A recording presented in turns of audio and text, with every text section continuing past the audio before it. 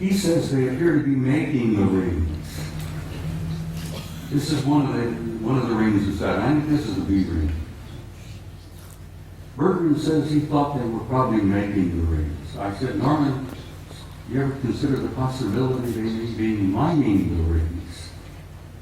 Because I think the rings are probably rich in nutrients, minerals probably. And an incredibly advanced civilization, I think, would work out some system of mining those rings for all the minerals that are up there and utilizing them.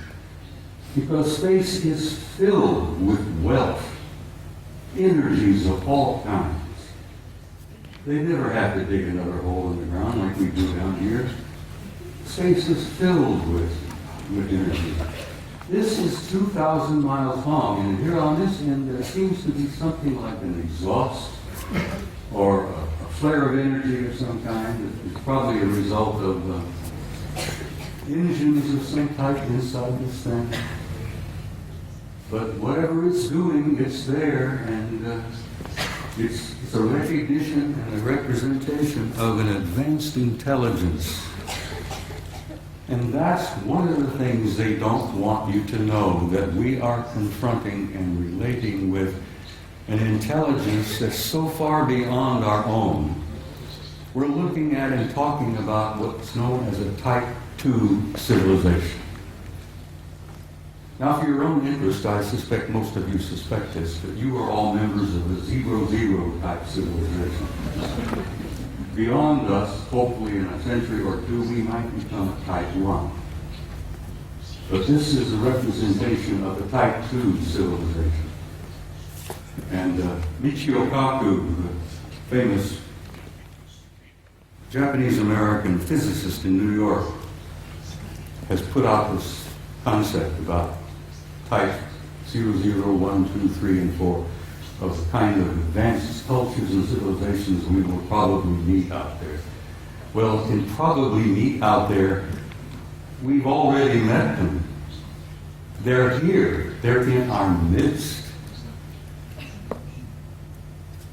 So, I think I brought about 15 or 20 of these pictures, but I simply had no time. I don't have the time to show them all.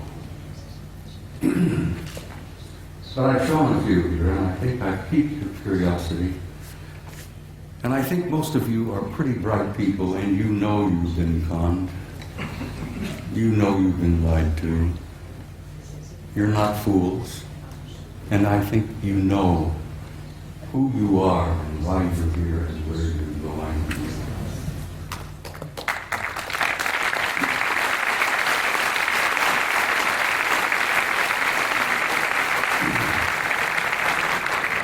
Next photograph, please. This is a photograph taken by our Mariner space vehicle that we launched back a number of years ago. This is a picture of a facility on the surface of Mars. Now, this facility is located on the equator, and it's on the surface.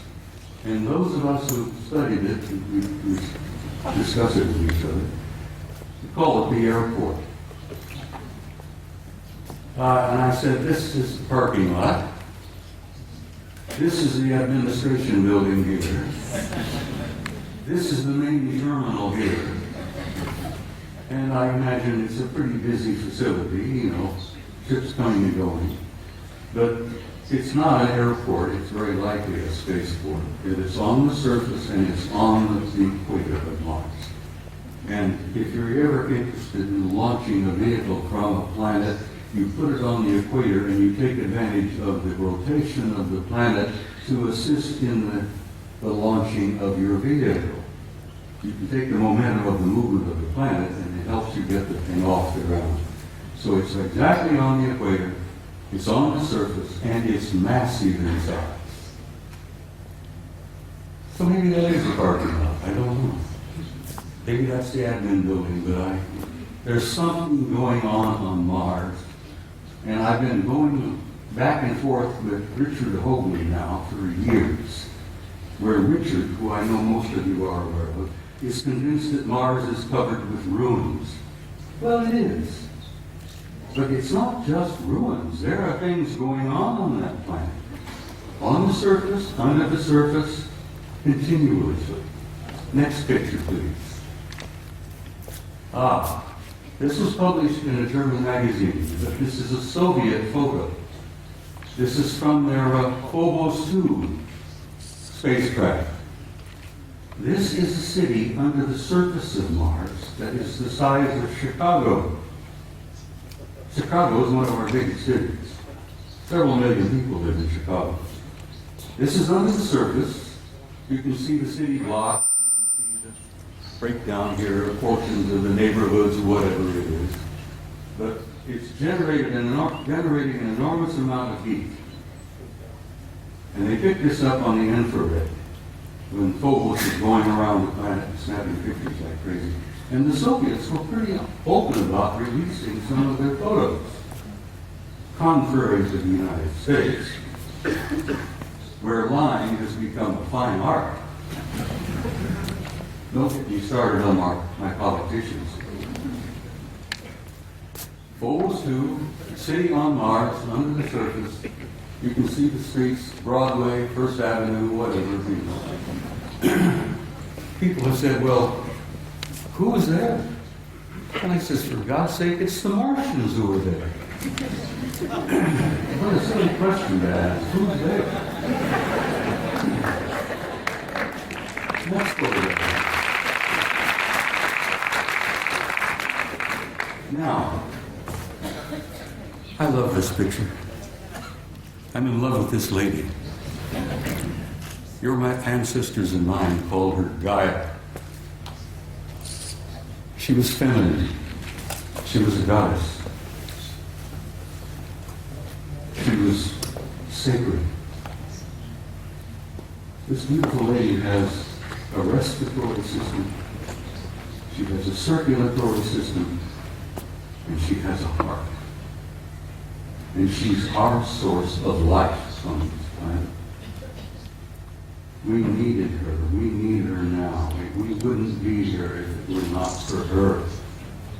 We talk about holy lands, Mecca, Jerusalem, here, there, everywhere. That is the Holy Land, people. That beloved planet that we are home.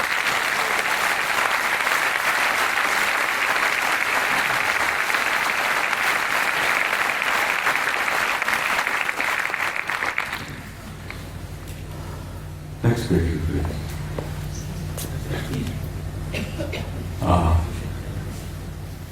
I spoke to you earlier about the fact that your grandchildren and your great-grandchildren and so on, the generations yet to come, have a destiny in the stars. And in time, they will go out there and claim their rightful place in that infinite community of life. And you can believe that, and you can accept that with an assurance and a truth that goes beyond doubt. The destiny of this species and this race, this troublesome clan of monkeys, is in the stars. And there is your destiny. And I want you to understand that and have some hope. And don't get depressed. Because you're going to be undergoing some very difficult times in the few years yet ahead.